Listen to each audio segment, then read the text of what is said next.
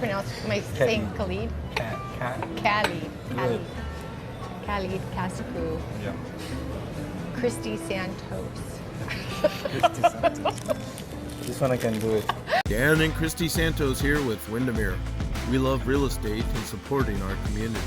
Between property showings, we love to stop at our favorite businesses, talk with local owners, and bring their stories to you.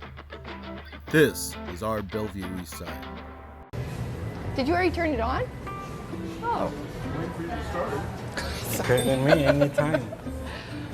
Well, hello, friends. I'm here with Khalid Kaskou at Belle Pastry, Old Town Bellevue on Main Street. And this is an amazing little Parisian pastry shop of the area. And I'd like you to know more about it. So Khalid, your pastries here are absolutely divine. And I'm gonna get some pictures to kind of share with people. They're beautiful to look at. Can you tell us a little bit about your journey into becoming a pastry chef and then opening up Belle Pastry? So my father owned a bakery back in Paris, and I basically grew up in the bakery, and I learned with him for many years. So I'm a second generation baker. My father was more on the bread side than the cake side, right? And so yeah, I've worked there for many years.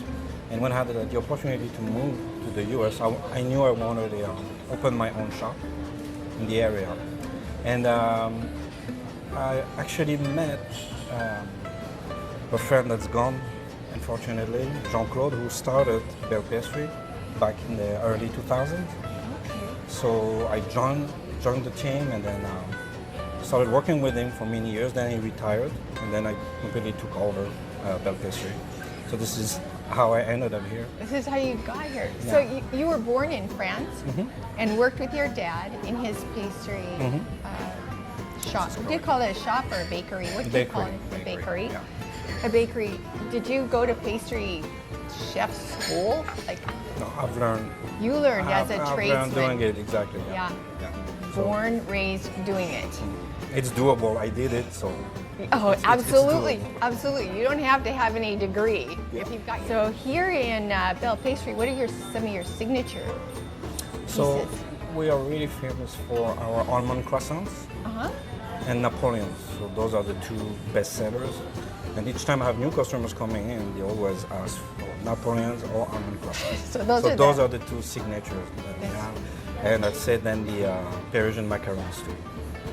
Because I've been back in 2008, 9, I think we're almost the only shop who could provide real Parisian macarons in Bellevue. Oh, I want to talk more about those because they're not easy to make. They're not, which is why they're a bit expensive. This is a reason why. Okay, yeah, mine turned out like a little rubber disc when I tried.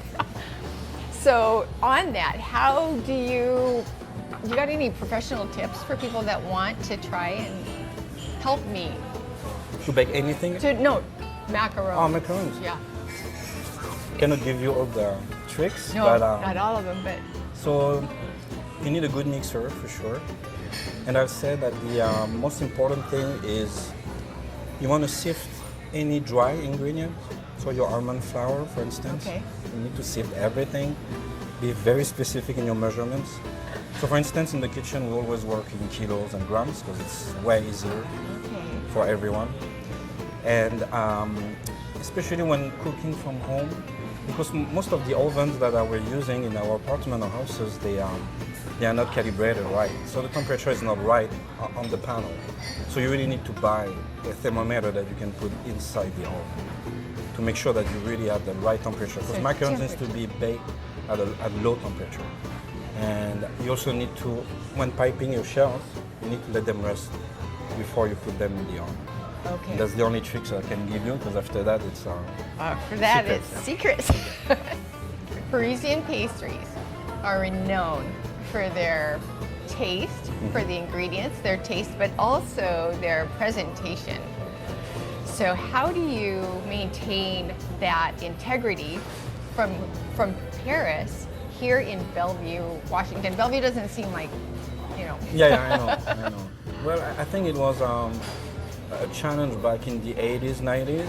But since I moved to Bellevue, it's pretty easy to find the same ingredients that we use in France. So there are a lot of providers, they work with a French provider, so we can get all the flours we want and any other ingredients that we use every day. And so that makes a big difference, because I've heard stories, I mean, like in the US for many years you only had maybe one or two types of flour.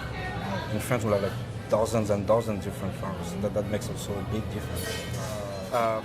Presentation, I like to think that we don't want to do anything too sophisticated. We really want the cakes to be made in a way that you can tell what you're eating. So eclairs, for instance, we open them up so you can see the chocolate topping, you can see the eclair, and you can see the cream inside. So your eyes are already telling you what you're gonna have, right? So we do the same thing for our mousses. We use different kind of fruits. You can tell by the colors what you're gonna have, and our decoration. It's always a hint, because I don't want customers to be kind of confused, and they're not sure what to order. And then you have to spend a lot of time explaining what is what. So if the cake can speak for itself, that helps. So it's more plus the way. it's really beautiful. Yeah, like you can do both. they so make it's useful my mouth drool. Yeah, that's the goal. Well, it works. Many home bakers and aspiring chefs, they go to the internet for some information. And as a very experienced, qualified pastry chef, do you have any pro tips for people that want kind of professional results but be able to do it from home? It's a question I have often from my regular customers that they're trying to duplicate some of the recipe. Yeah. And I will always tell them the same thing, just stick to simple recipes and practice over and over. It doesn't have to be fancy. You can do a super nice fruit tart, for instance, or even a Napoleon at home. And just need to practice as much as you can. Yeah. And then there are some tools or ingredients that you cannot find everywhere, right? So I'm not gonna lie, for that aspect, I don't see how you could compensate cooking from home. But still, it really depends on what you want to achieve. So if you want something very fancy, very good looking, from a residential kitchen, I don't see how you could achieve that. But I don't recommend doing that, because most of the very complicated and beautiful cakes, they don't really taste good. Because to reach that result, you need to put so much sugar or icing that it takes over every other ingredient. So what's the point? So you want to cook something pretty or something good, you need to choose. But from home, I think that if you stick to simple things, you should be able to have some good results. Maybe invest a bit in a good oven, a good mixer, whisks. I mean, don't need to break the bank, but it doesn't kill if you can have some good tools. Sure, but that does allude back to true Parisian pastries are known for their flavor, not their sweetness. Yeah. So it's a flavor that you want more of versus just overwhelmed by how sweet it is. Exactly. Yeah, that's correct. Yeah. So, Good point. yeah. Bellevue in general is kind of known for its food scene, right? We are foodies here in the Bellevue area.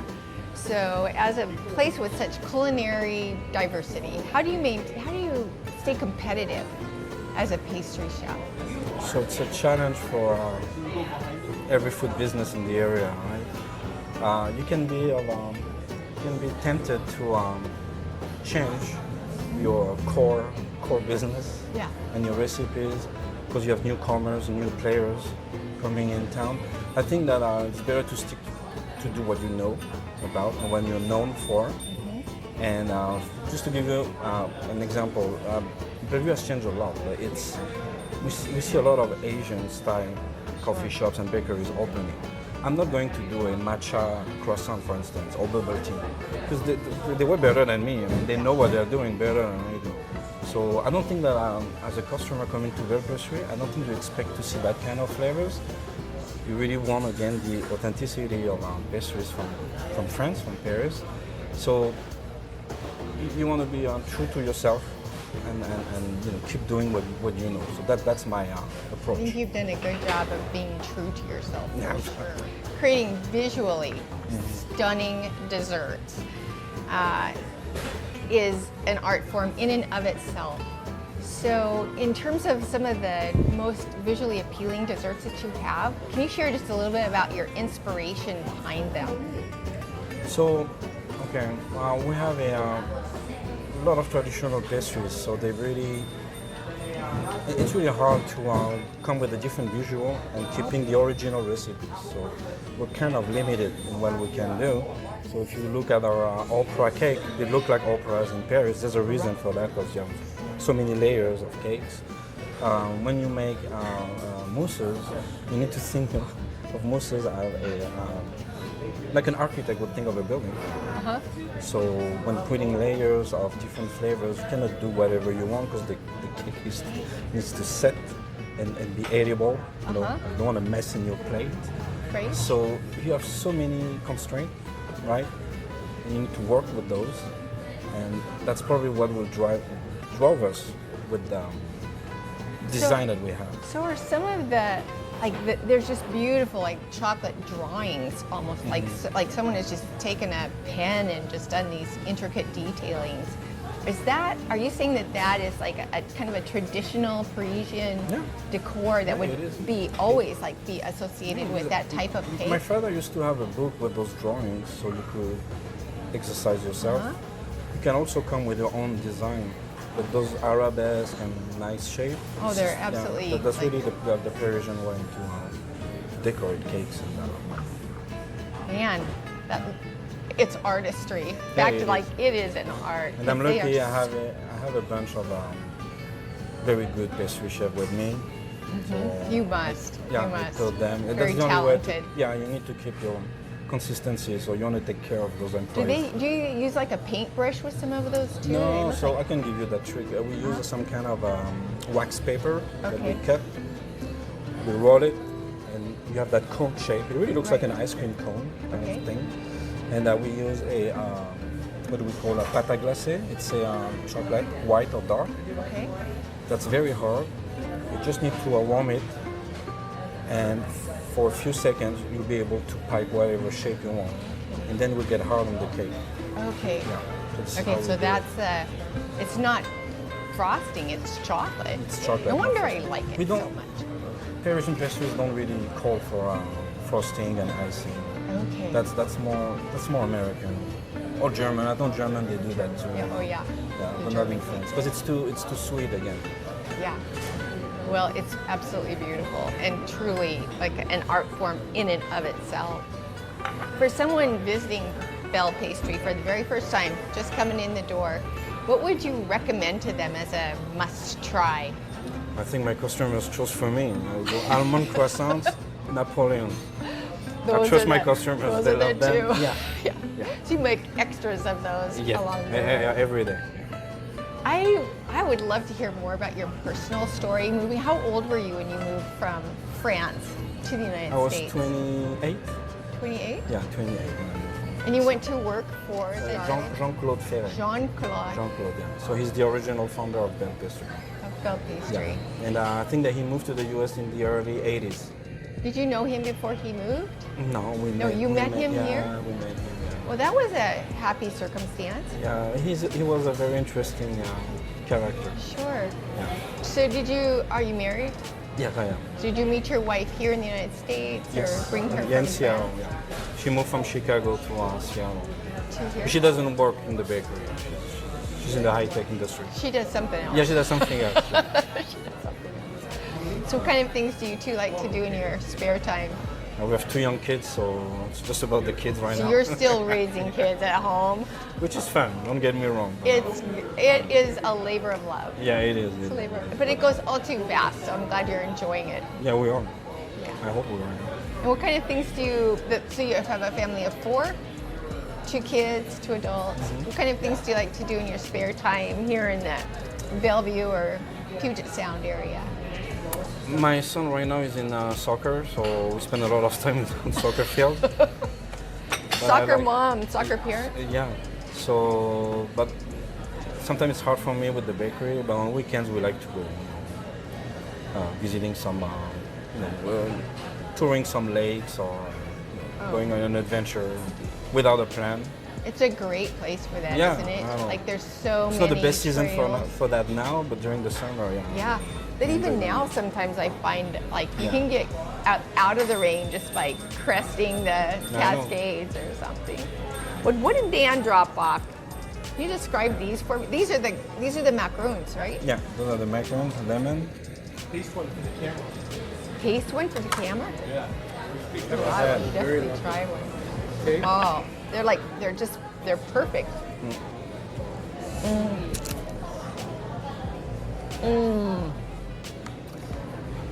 Macarons are a challenge because they're very time consuming, and all the ingredients we use for those are the most expensive.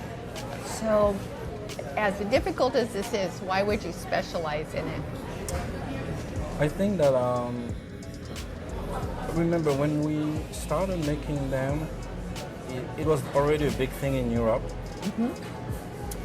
I think that it's La Durée, if you heard of them, it's La Durée that I put the macarons back as a trendy tea cookie. That's what we're thinking, no? We don't have that many macarons in the area, so this is how we started making them. But it took us a while before we're ready, because just to keep them with the same shape, it's already a challenge. Oh yeah. And these are like so uniform. Yeah, they are. So uniform. But this is not, you can't make these with a machine. That I know. No, you cannot make them that way. These are absolutely amazing. Khalid, thank you Thank for you. spending some time with me and sharing like not only your story, but a lot of these good treats. Now remember friends, we want you to shop local. We want you to buy local, but dine local. And this is a great place to come in. We're just before the holidays, and Khalid has amazing, beautiful treats ready for the holidays. There's Thanksgiving specials on his webpage. And what else? Happy holiday season. It is the season. Yeah, I'm sure we have the treat you need. Thanks for sticking it out with us. See you next time.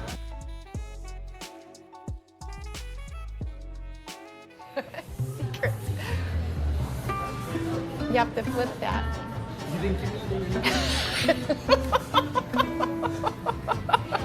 Why don't you read down to 5? Okay? You were eating.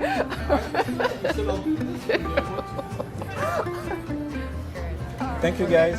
Yeah. Thank you.